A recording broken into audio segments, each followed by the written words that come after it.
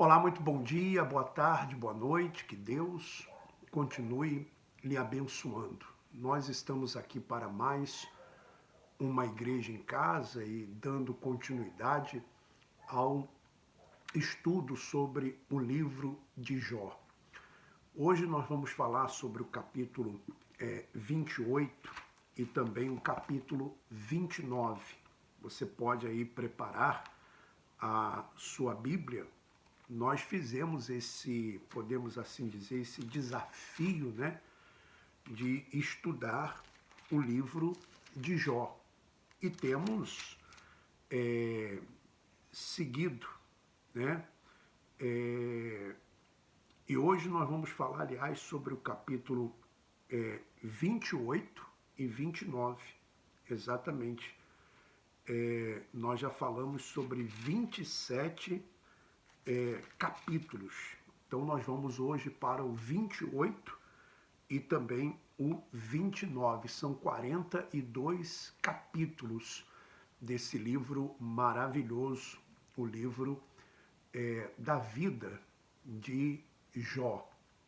E eu fiz esse desafio, né, juntamente com os irmãos e as irmãs aqui, porque não é fácil você estudar um livro, por exemplo, como o livro de Jó, que são 42 capítulos. Normalmente as pessoas elas vão desanimando, as pessoas elas vão dizendo assim, de novo Jó e tal. Então é realmente um desafio. Aliás, no começo, antes de iniciar o estudo, eu até perguntei às pessoas, olha, vocês querem mesmo que façamos um estudo de Jó, do livro todo de Jó? Porque inicialmente eu pensava em fazer apenas um resumo daquilo que foi a vida de Jó. Mas as pessoas que estavam naquela primeira live, elas disseram assim, não, queremos, vamos estudar e tal, o livro todo. E acabou que nós, então, decidimos estudar o livro todo da vida de Jó, tá bom? Olha, meu irmão e minha irmã, você que tem acompanhado as nossas lives e a igreja em casa, eu tenho pedido ajuda às pessoas, porque o que eu tenho dito para as pessoas? Você sabe, nós trabalhamos e então chegamos em casa tarde, e aí muitas vezes, por causa de iluminação, por causa de ter uma posição melhor para fazer o vídeo, então nós mudamos de um lugar para o outro e moramos num lugar pequeno. Porém, existe uma varanda fora aonde eu quero criar um estúdio, um pequeno estúdio. Para quê? Para que eu deixe tudo preparado, já fique tudo lá preparado, para quando eu chegar do trabalho, eu ir lá direto, né? E fazer o vídeo, fazer a live. Eu acredito que assim eu vou conseguir fazer com mais frequência ainda as lives, a igreja em casa. Então é uma pequena varanda, inclusive você está vendo aí as imagens, e fica entre 500 e 600 euros para me fechar essa varanda, colocar uma janela, uma porta, até para evitar também que o som saia, porque à noite, vou fazer à noite aqui, são 4 horas de diferença.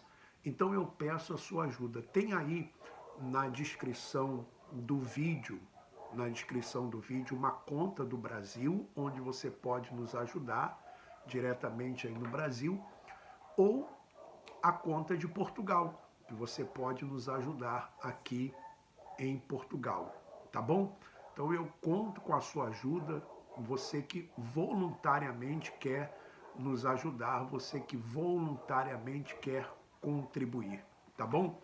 Então vamos lá, Jó, capítulo 28. Então ainda estamos aqui vendo o diálogo que existe entre Jó e os seus amigos, tá? Os três amigos de Jó, Bildade, Elifaz e Zofar. Eram amigos de Jó que, quando souberam que Jó estava na situação em que se encontrava, foram visitar Jó e encontraram Jó numa situação deprimente. Eles nem reconheceram a Jó e ficaram praticamente uma semana do lado de Jó sem falar absolutamente nada. Eles não falavam absolutamente nada. Mas quando eles começaram a falar, eles começaram a acusar Jó, dizendo que Jó estava passando por tudo aquilo porque Deus estava castigando Jó, porque Jó era um grande pecador. E Jó então não aceitava isso. Então há um diálogo entre eles.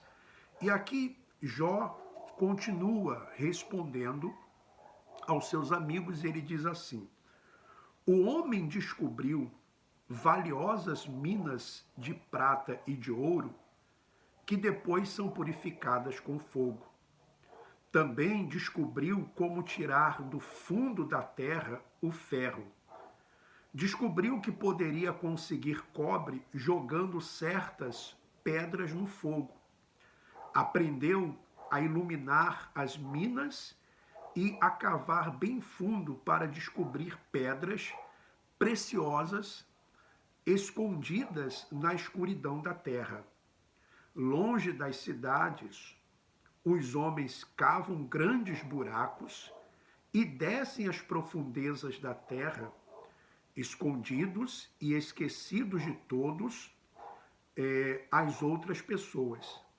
Enquanto na superfície uns conseguem pão plantando semente, outros ficam ricos cavando o subsolo à luz das tochas.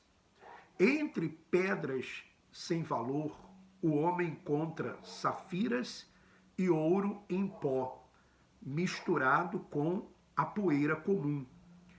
Esses tesouros nunca foram vistos pela águia, nem pelo olhar agudo do falcão. Veja que o livro de Jó é considerado um livro poético. Por isso que você vê aqui esse linguajar, né? Um linguajar bem poético. Então, ele diz assim, nas minas profundas, nenhuma fera selvagem jamais pisou, e nenhum leão ronda por ali.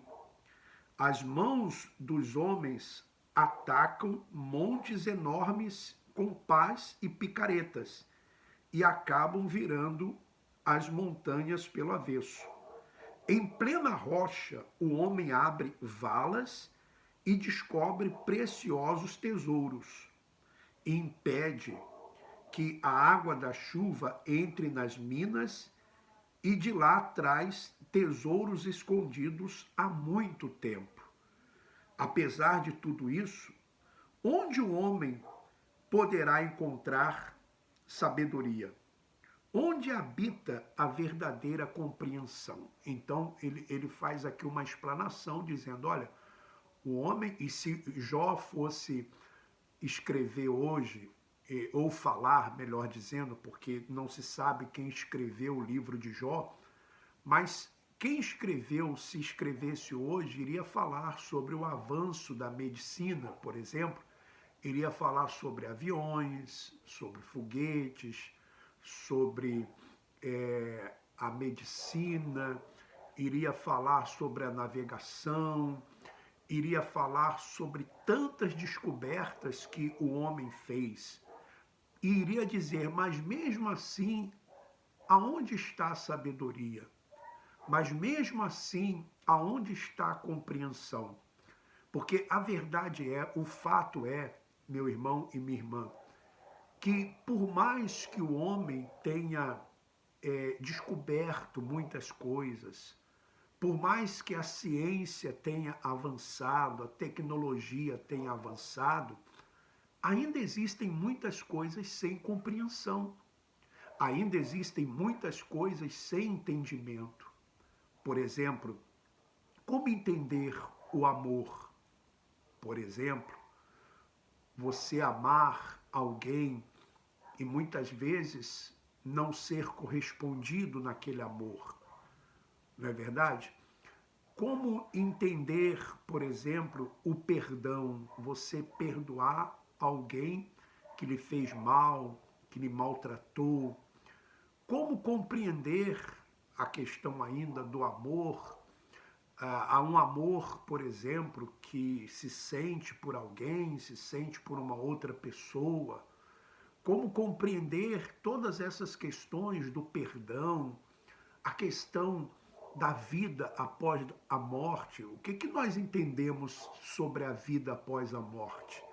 Muito se fala a respeito do inferno, se fala a respeito do céu, mas nós temos que agir pela fé, porque nós não temos o entendimento absoluto, a não ser naquilo que está escrito e acreditar piamente no que está escrito.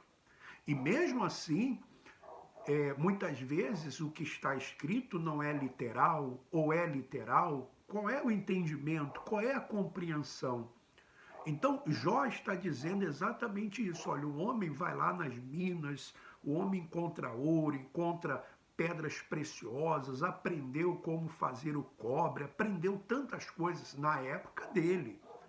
Jó já estava falando isso. Mas mesmo assim, Jó pergunta, apesar de tudo isso, onde o homem poderá encontrar a sabedoria? Onde habita a verdadeira compreensão? O homem não percebe o valor da sabedoria. Por isso, é impossível encontrar um homem verdadeiramente sábio. Ele está dizendo, olha, por isso é impossível encontrar um homem verdadeiramente sábio. Um homem que possa dizer assim, eu entendo tudo, eu sei tudo. Por isso, eu digo para você, meu irmão, minha irmã, que nós não somos donos da verdade. É muito difícil, sabe, por exemplo, você dizer assim, isso aqui é assim, ou tem que ser assim, ou é desta forma. Não. Muitas vezes, nós temos uma compreensão das coisas, mas será que aquilo realmente é o correto? É o certo? Por isso que temos que buscar sempre o conhecimento. Por isso que temos que buscar sempre o entendimento. Buscar sempre, sempre, sempre, sempre, sempre, sempre. Tá? Então ele diz assim, versículo 14: as profundezas dos oceanos dizem, a sabedoria não está aqui. As ondas do mar dizem, conosco ela também não está. Ninguém pode comprar a sabedoria, nem mesmo com o ouro mais fino. Nem se pode pesar o seu preço em prata. O famoso ouro de Ofir não serve para comprar a sabedoria. Ela é mais preciosa que pedras de ônix e safira. O ouro, o cristal e as mais belas joias não podem ser comparados à sabedoria. Quem tem sabedoria não dá importância ao coral, ao cristal ou mesmo aos rubis. Que coisa, né? Quem tem sabedoria não dá valor, não dá importância ao coral, ao cristal ou mesmo aos rubis. O topázio da Etiópia, pedra tão preciosa, não se compara com a sabedoria. O ouro mais puro também não se compara a ela. Onde está a sabedoria final? Onde habita o entendimento? Essas coisas não podem ser descobertas pelos homens. Mesmo aos olhos agudos das aves dos céus não conseguiriam descobrir onde está a sabedoria. A destruição e o reino dos mortos No entanto, dizem, já ouvimos falar da sabedoria e do grande valor que ela tem. Deus é quem é que conhece a sabedoria. Ele sabe onde encontrar a verdadeira compreensão da vida. Então, Jó diz: Deus sim sabe o que é a verdadeira sabedoria. E ele sim sabe a compreensão, ele tem a compreensão da vida. Às vezes nós ficamos assim. Qual o sentido da vida? Qual o sentido de estarmos aqui neste mundo? Perguntamos isso muitas vezes. Qual o sentido? Qual a razão da vida? Por que estamos aqui neste mundo? Por que vivemos? Por que vivemos? Por que viemos aqui? Para onde vamos? Existem tantas perguntas, existem tantas indagações, né? E temos que buscar essas respostas somente no Pai, somente em Deus. E mesmo assim, nem sempre nós recebemos a resposta. Ou às vezes recebemos a resposta, mas não percebemos, não temos a compreensão ainda, por sermos muitos ou por sermos muito limitados. Ele continua, versículo 24: Pois seus olhos vêm até os confins da terra e veem tudo o que há debaixo dos céus. Quando ele calculou a força dos ventos e marcou limites para os mares, quando fez leis para controlar a chuva e traçou o caminho dos relâmpagos. Ele possui a sabedoria e nos deixou boas provas disso. Ele estabeleceu a sabedoria e sabe tudo sobre ela. E este é o conselho que ele dá a todos os homens. O temor do Senhor é a sabedoria. O homem que se afasta do mal tem boa compreensão do sentido da vida. Então, se afastar do mal, o temor ao Senhor, né, é a sabedoria, é o princípio da sabedoria. Procurar viver uma vida. O que significa isso? O que significa isso? Temor ao Senhor é um princípio da sabedoria. Apartar-se do mal, como Jó aqui ele diz, né? Apartar-se do mal, o homem que se afasta do mal tem boa compreensão do sentido da vida. Então, o que seria isso? Seria você procurar viver uma vida saudável. Uma vida saudável. Por exemplo, para que você leve uma vida saudável espiritualmente, o que diz a palavra? A palavra diz: se depender de vós, tendes paz com todos. Então, se depender de você, tenha paz com o seu vizinho, tenha paz com o seu funcionário, com o seu patrão, tenha paz com o cliente que chega, tenha paz com seus familiares. Procure ter paz. Perdoar. Você escolheu o caminho do perdão. Você viver uma vida, por exemplo, saudável, né?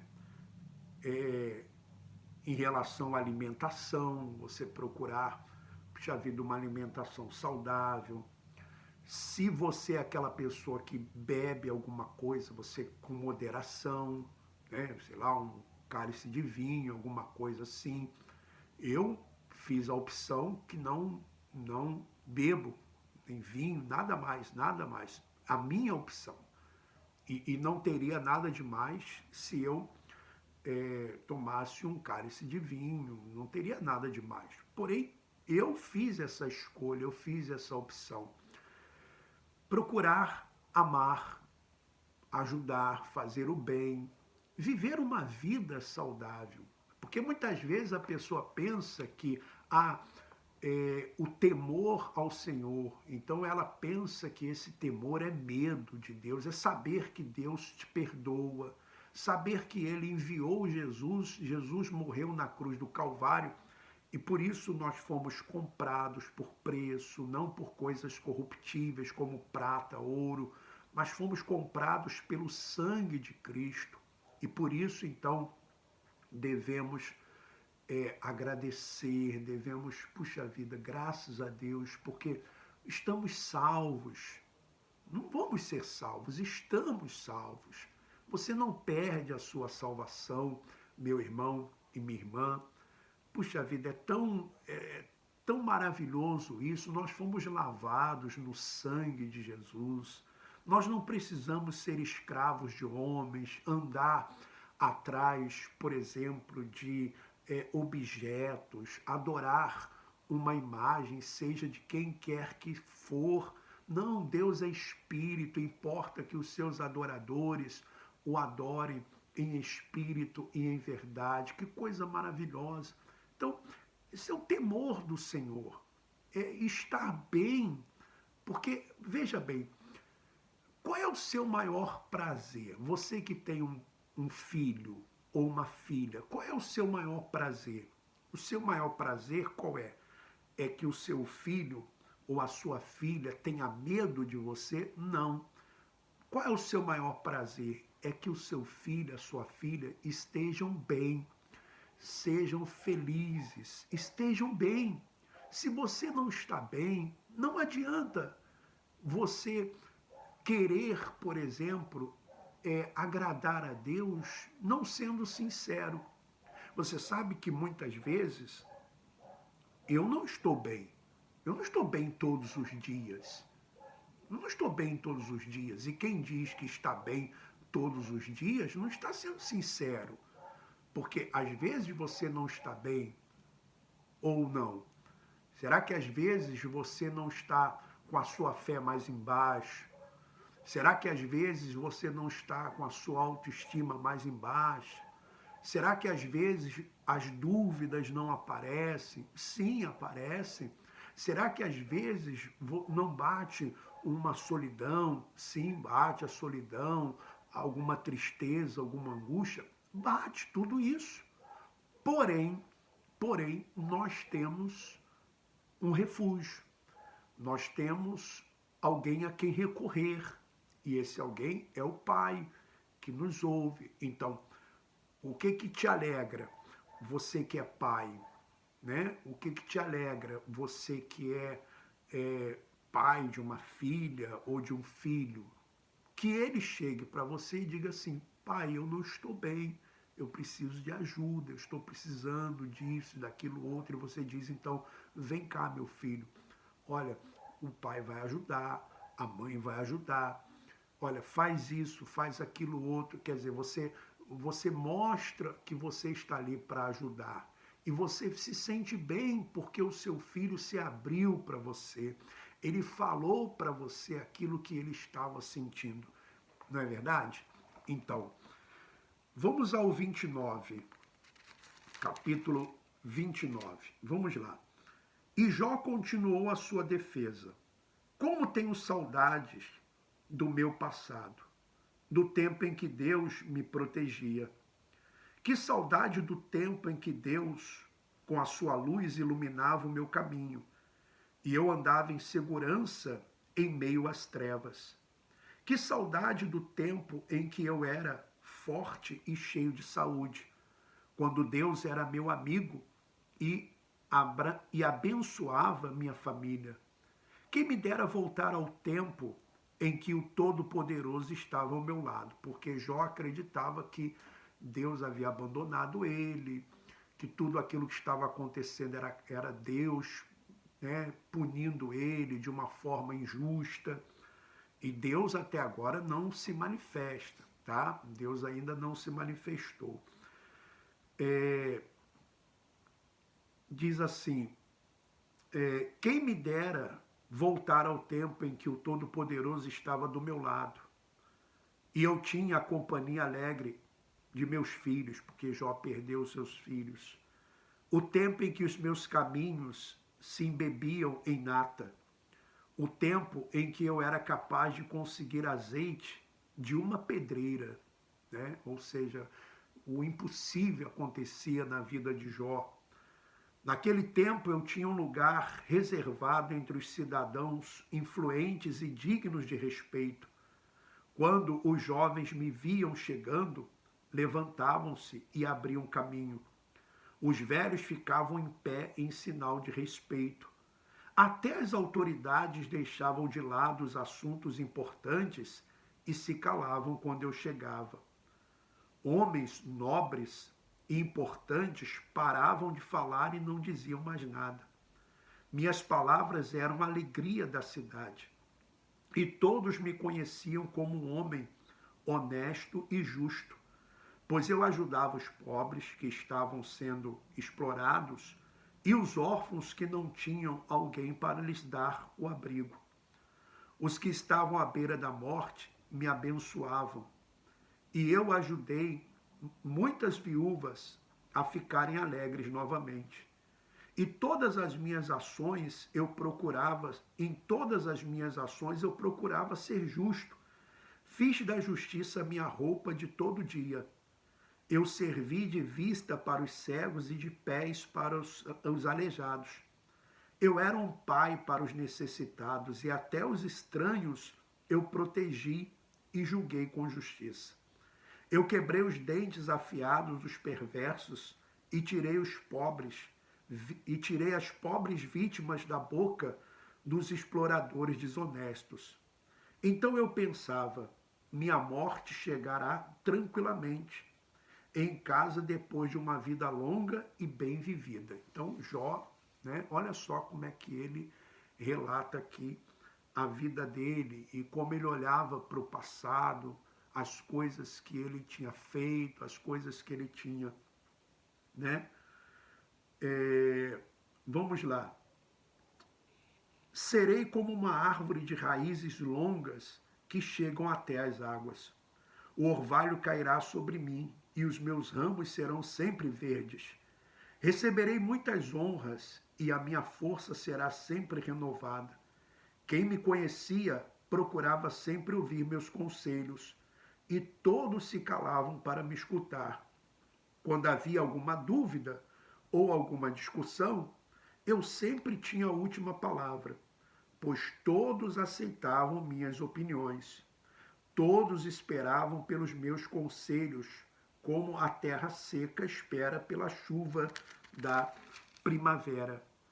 Quando alguém estava triste e desanimado, o meu sorriso lhe devolvia alegria e a disposição de viver.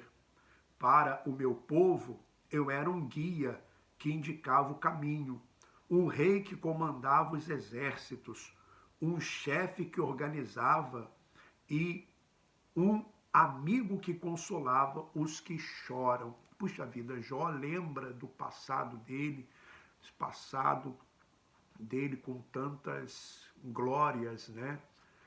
E ele fala, procurou ajudar, enfim. E aí é que ele não entendia por que estava passando aquilo.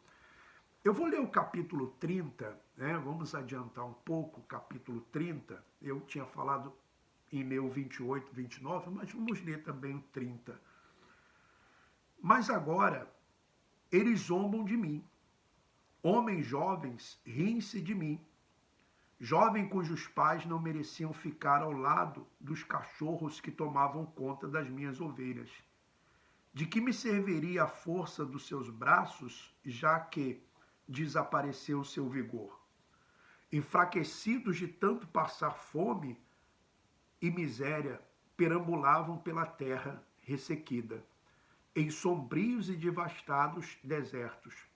Hoje eles se alimentam de raízes e ervas que crescem, e a raiz de zimbros é a sua comida. De companhia dos amigos foram expulsos aos gritos como se fossem ladrões.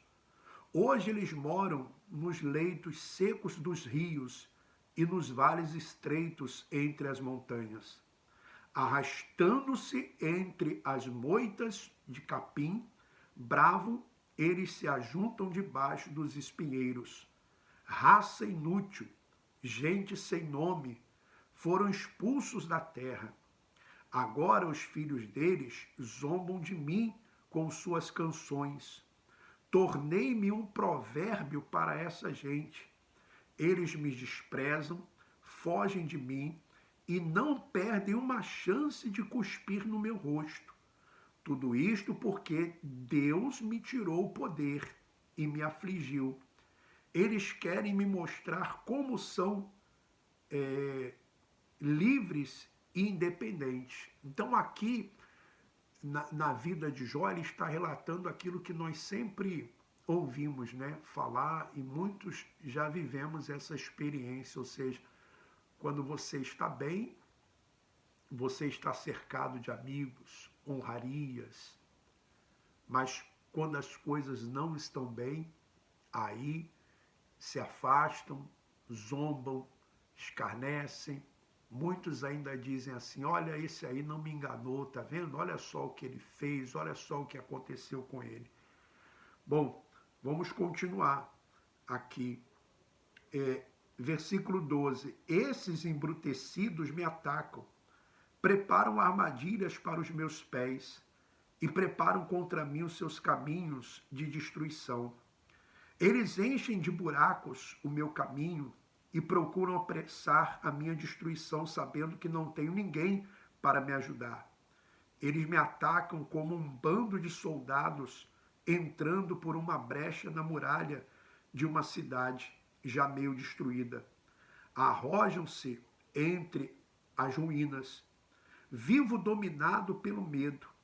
Minha honra é levada embora, como uma folha ao vento, e a minha segurança se desfaz como uma nuvem. Meu coração está quebrado em pedaços. Meus dias estão cheios de dor e sofrimento. A noite penetra nos meus ossos.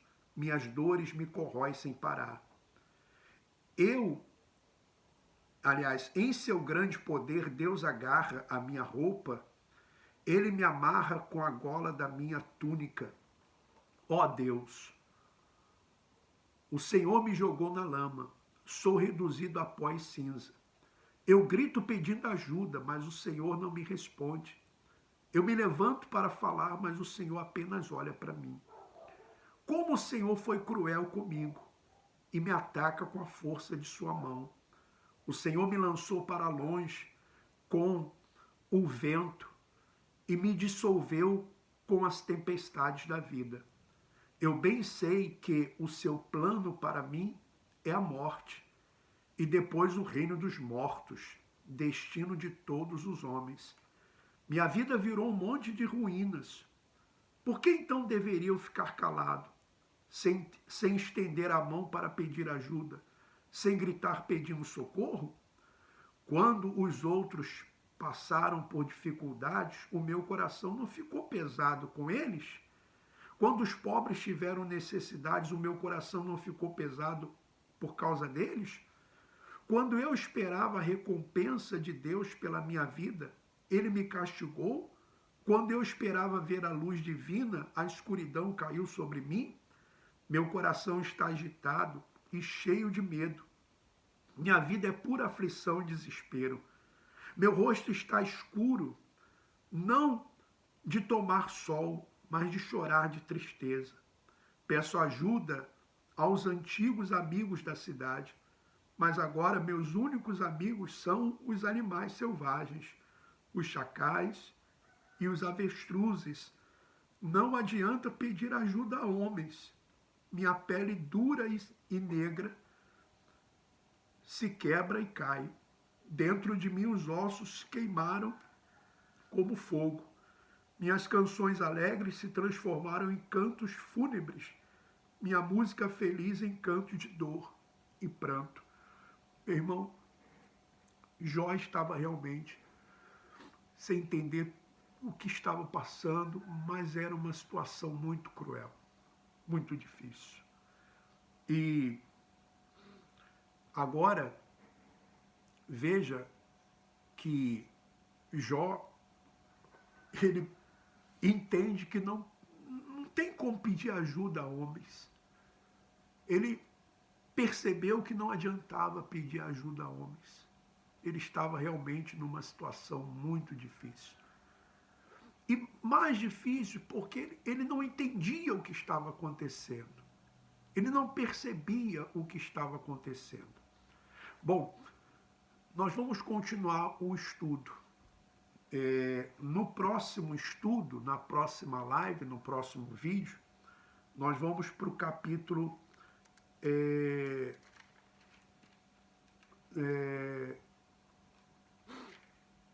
31 e 32. E quem sabe a gente também vai para o 33, tá bom? Então,